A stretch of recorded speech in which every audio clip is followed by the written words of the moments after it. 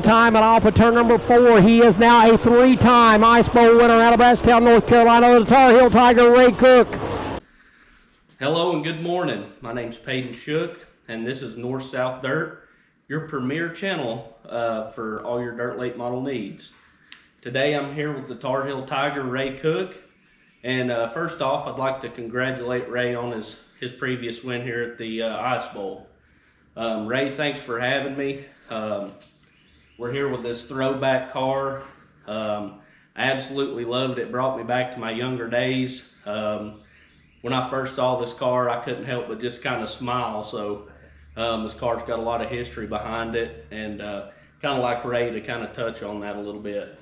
Well, I appreciate you coming, Peyton, and yeah, we've had a lot of fun, and for years I've wanted to sort of do this. Of course, it just tells you age when you're old enough to do a throwback car, but Joe Denby actually had this car ordered from Capitol, and he said, hey, won't you just get that car and run it? And Joe's colors are all blue, and so I asked him if I could.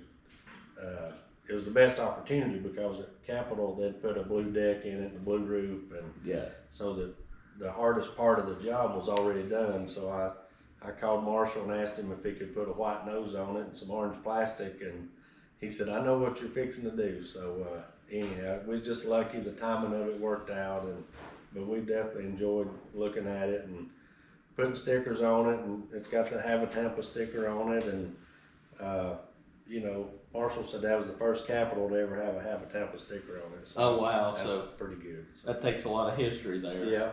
I remember being a kid, I think a couple of the only Have a Tampa races I got to watch was, I remember, I don't know if you remember Tim Mulkey. Yep. Me and my dad, we loaded up, went with Tim to Dixie Speedway, and I couldn't even tell you what year that was. Yeah. But I know it's been a long time, but so cool car.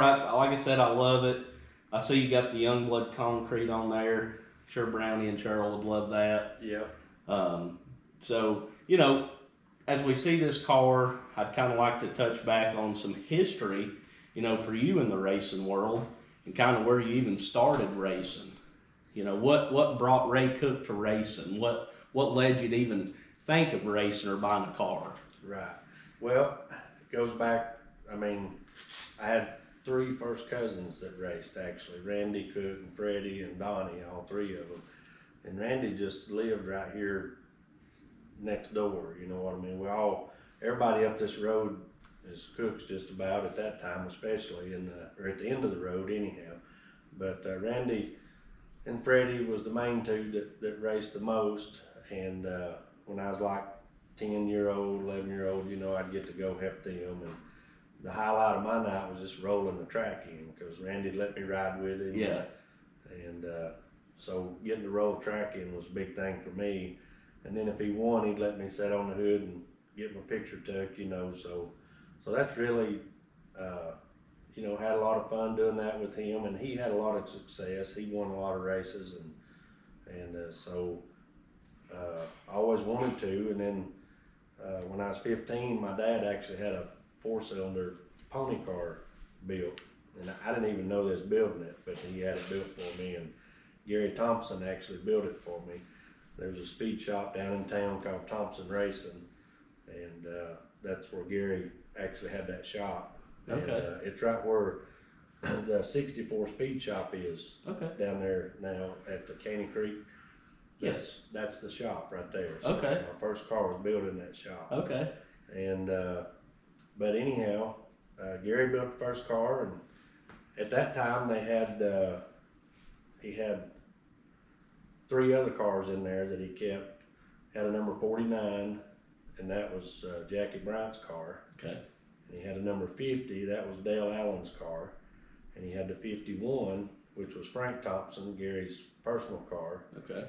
And then they had Abbott Styles, Kenny Styles was 52. Okay.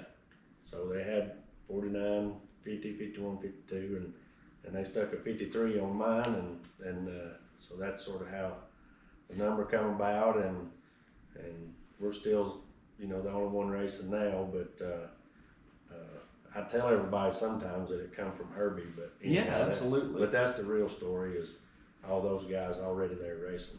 So they just put a 53 on your car, and in 2023 we got a 53 on your car Still got it, yeah, that's right. Well, I love the history behind that. I mean, that's awesome. So, you know, when you first started, kind of what was it? Did you start in the late model cars? Did you start in the... No, like I say, was in that pony car. It's a Ford Pinto, and we ran the first year and won 2 races with it. Okay. And I remember Jack Keehan, you know, he raced years ago with super late models, and he had built a pony car for his son David, and we always seen Jack a lot coming in out of the furniture store because he was a finance manager at American General. But anyhow, Jack told me, he said, you need to get you a 71 model, because the 71 model Pinto was lighter, and back then they didn't have no scales. So my second year we got a 71 model Pinto, had the trunk on the back, but it was 300-pound lighter. Okay. And so we won like 16 races with that car. Wow. Made a big difference, you know, and so just people like that helping us, you know, and it's been that way my whole career. We've had a lot of people help us. Transition year, we really didn't race as much in 90 because we was going from the pony, trying to move up. We wanted to originally move up to like limited today is what they call it, but back then it was called Sportsman. But we wanted to move up to that, and we was able to buy a car from Gary and Frank Thompson, which was an old Rayburn. It was a supercar, and we was able to actually get into it cheaper, so we actually went straight into super. Okay.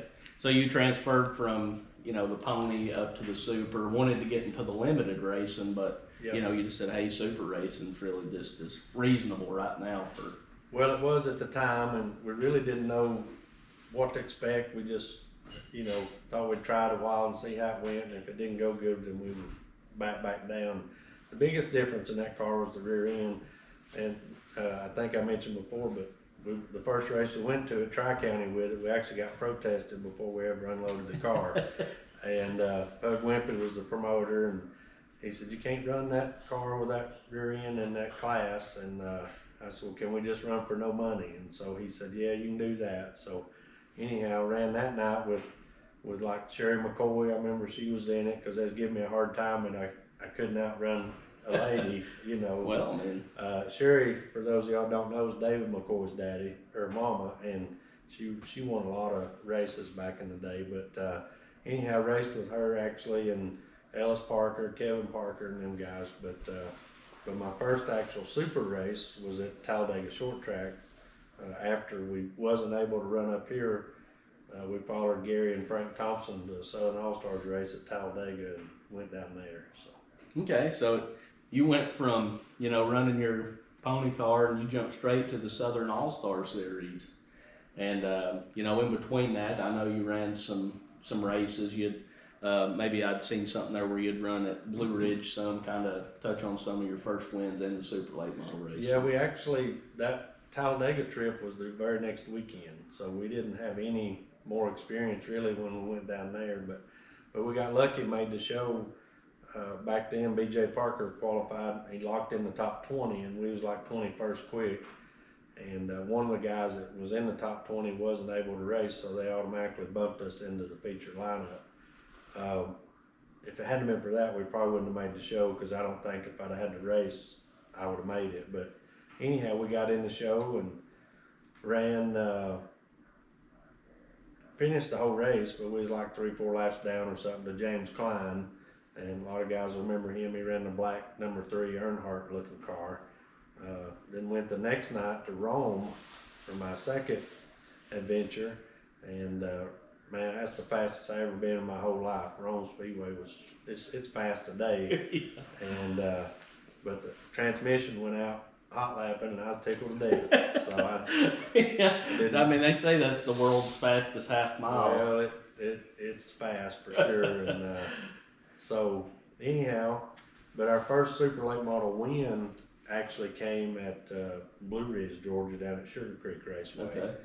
And that's where we got our first win, and I think maybe our second one actually came there in a WRC Rodney Combs car that we had bought. So, okay.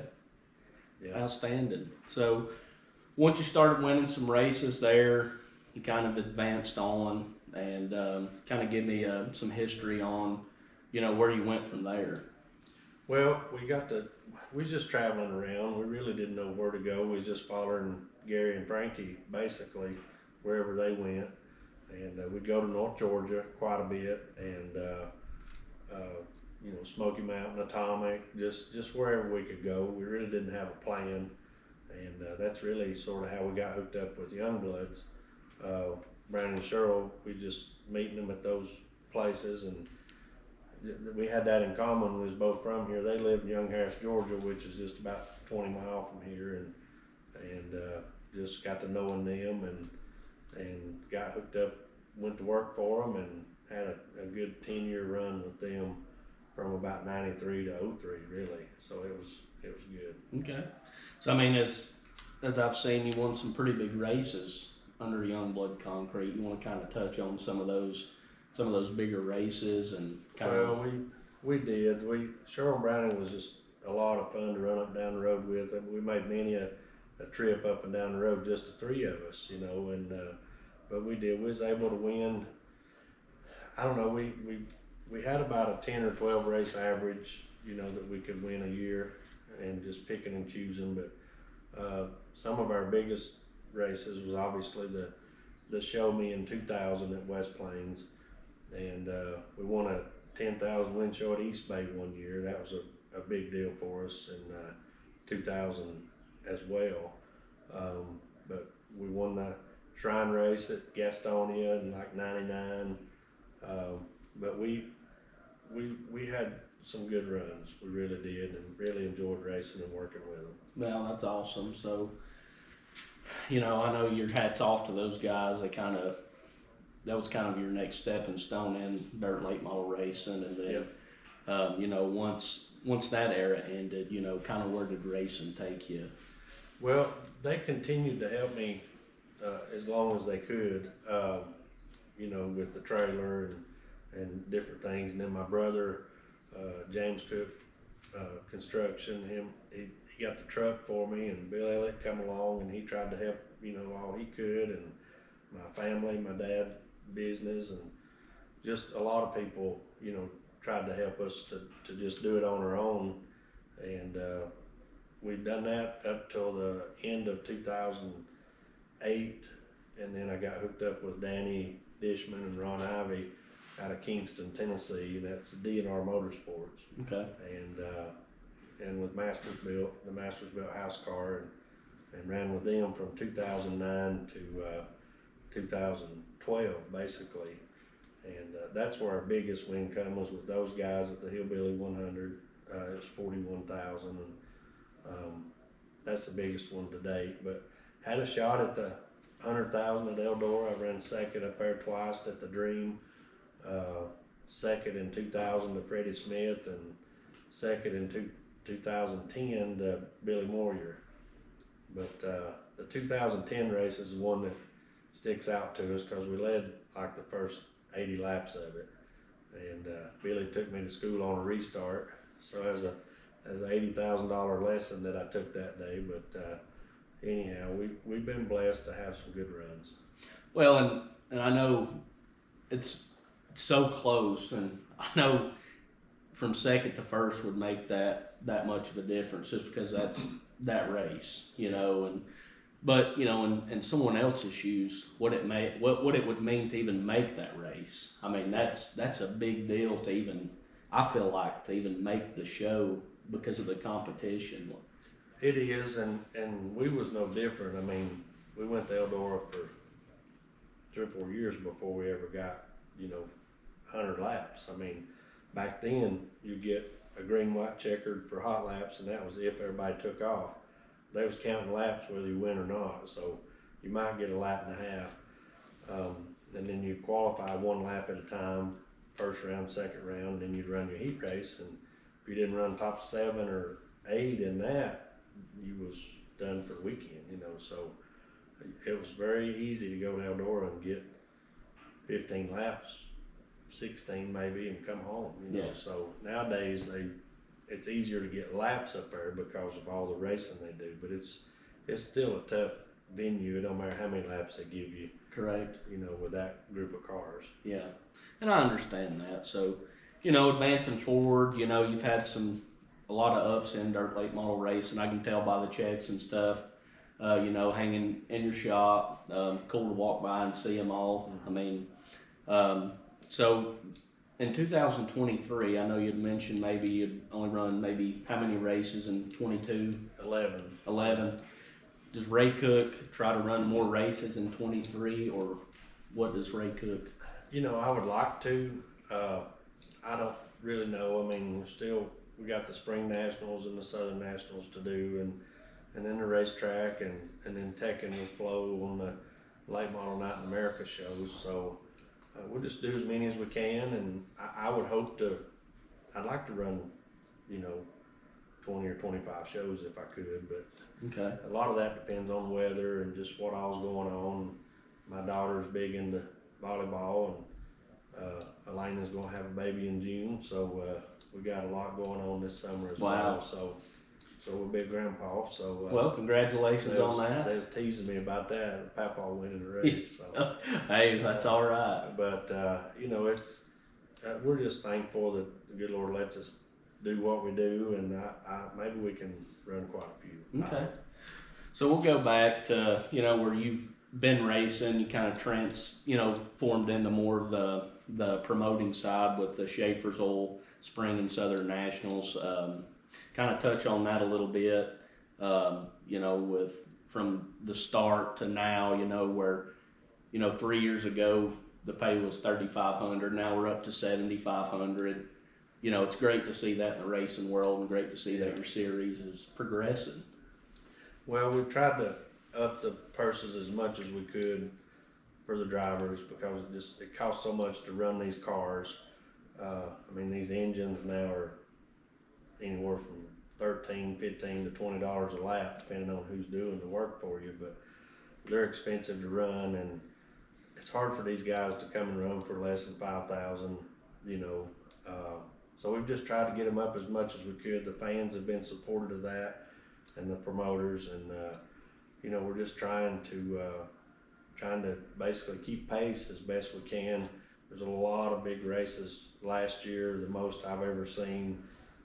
I told one guy it was a great time to be a dirt late model racer, and there's just that many again this year. So we're proud to be able to up our purses a little bit, the midweek shows especially, and just try to keep as many drivers coming as we can. And I think it's going to be good. We've gotten a lot of great feedback since we put the schedule out, and Schaefer Oil's excited, and our promoters, and if the weather's good, I think it's going to be a real good tour. That's great to hear. I mean, kind of touch on some of the people that help you in the Schaefer's Oil series. Clearly Schaefer's Oil, but just kind of give you the floor to kind of thank some people. Well, like you say, I mean, Schaefer's is a great product. They're in St. Louis, Missouri, and been with them a long time, and their product stands on its own. I mean, it don't matter what they make, it seems to be really good, from oil, grease to even chapstick, whatever it is, but they do a great job, and they love being involved with racing. Their primary business is heavy equipment, over the road trucks, your daily trucks, automobiles, but the racing is a big part of them as well. And so we're glad that they choose to be with us. And Sunoco Race Fuels is a part of our deal. Sunoco's been a big help, and all the chassis manufacturers, the shock companies, both tire brands has supported us since day one. I mean, just a lot of people have helped us over the years, but at the end of the day, the fans supporting it to where the promoters want to keep doing it. That's the main thing. We just really appreciate the fans and the drivers coming and making it what it is. Okay. It looked, maybe I'm wrong, but just quote me if I'm wrong, it looked like I'd counted maybe 26 races between the Spring and Southern Nationals. Yeah. 26 or 28. I can't remember exactly, but it looked like the purse between the winnings and payouts, it looked like it was over $800,000.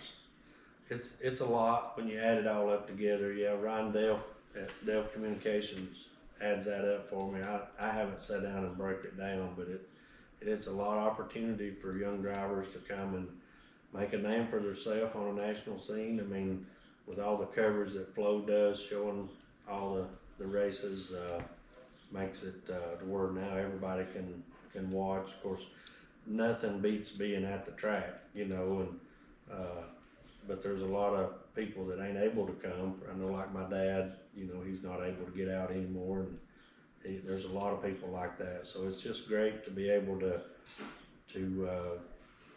put on a show that everybody's able to watch. Well, and you know, that's kind of going to bring me to my next, you know, story here is, you know, I've seen on the spring and Southern Nationals, you know, I see Tri-County Racetrack, you know, was on there, and you know, that's your track, and you know, and to have two $7,500 races, you know, here in Brasstown, you know, what does that mean for you and the series and the fans here? I mean, that's a big payout for our Tri-County Racetrack. It is, and it's good races, and you know, we're just trying to, like I say, just keep up pace, and these drivers have a lot of money to run for, and we're just trying to offer them something to keep them coming to see us. And I know they're going to put on a great show, but to be able to put on that kind of race at Tri-County is really amazing. And then to do the Flow Late Model Night in America race at the end of the year is $23,000 this year, and That's insane. it's unbelievable. And just thanks to Michael Rigsby and Dirt on Dirt and Flow, and you know, for allowing us to be on their schedule and give us an opportunity to highlight a small track here in the mountains to the world. You know, so it's really an honor to get to be a part of it.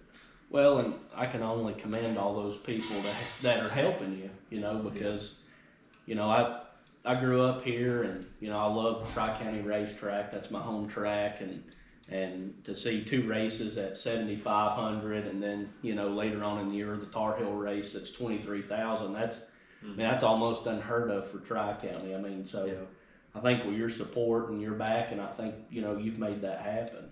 Well, I'm just a small part of it, trying to put it all together, but there's a lot of people involved, you know, like I say, from Flow and Dirt on Dirt to Schaefer to FK Rod Ends to all of our local people. Jackie Jones Automotive has been a sponsor of that race since day one. You know, Interstate Welding and Steel, Earl has been with us since the first day we opened the gate. Vincent Sims has come in, brought his whole crew and painted, and they've moved dirt, and they've built stuff, and you know, those guys, Rick Norton's come in last year and done a bunch of work for us, and there's just really a lot of people behind the scenes that wants to see Tri-County stay open and provide a place for people to go right here in the mountains. You know, we got to drive hour and a half, 2 hours to do something most of the time, and That's correct. so to be able to put an event on like that here is real special. Okay. And something that caught my eye, you know, I noticed last year Dixie and Rome didn't really open, but I noticed maybe one race on is it Southern Nationals, you have Rome Speedway. Are they going to try to run a full schedule this year? Maybe Dixie as well, or? Well, I talked to Mia Green, which is, you know, Mickey Swims' daughter and Marshall Green's wife, but she's basically the one that's handling all the scheduling and trying to run it. But it's my understanding they're going to try to run once a month at Rome, and they're still trying to get the details out on Dixie. I don't know if they're going to run there. She told me they'd like to do maybe 1 or 2 events at Dixie if they can, but Yeah. I think that's still to be announced, you know. But for sure, Rome has announced, you know, their dates already. So I'm glad to see them get at least one of them back open. Yeah, absolutely. That's history there, you know. That's something I've been around Dixie and Rome forever, as well as, you know, some other tracks, but you know, that's good to see. But Ray, just going back, talking about Tri-County Racetrack and some of the bigger events that you're going to have this year, and you know, some of the competition and stuff that's going to come. You know, do you have anybody that's maybe verbally committed to your series or anything like that yet? Well, we've had several calling about it. We got a lot of rookie people that's interested, you know, that's coming and running.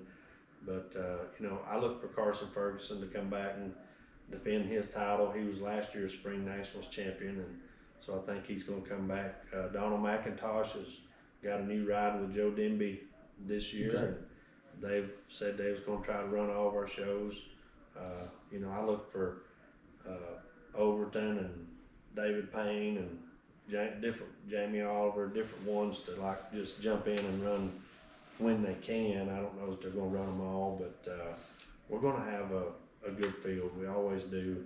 I think last year we had 8 or 9 drivers follow all of them, and that was really the most we've had, you know. So, but we average like 26 cars a night, I believe was the average of the car count, and so we're real proud of that. Okay. Well, Ray, I won't keep you all day. I appreciate your time. Like I said earlier, I love the throwback car here, the history behind it. I appreciate you telling us the history from, you know, day one. I mean, my goal is just give back to the fans, promote your products, people that help you, and Yep. and I want to get the fans involved. And that's all my goal is here is to, you know, so check our page out on Facebook. Check our page out on YouTube, Instagram, NorthSouthDirt. Subscribe to it. Ask us some questions that we can ask people like Ray Cook. For now, thanks.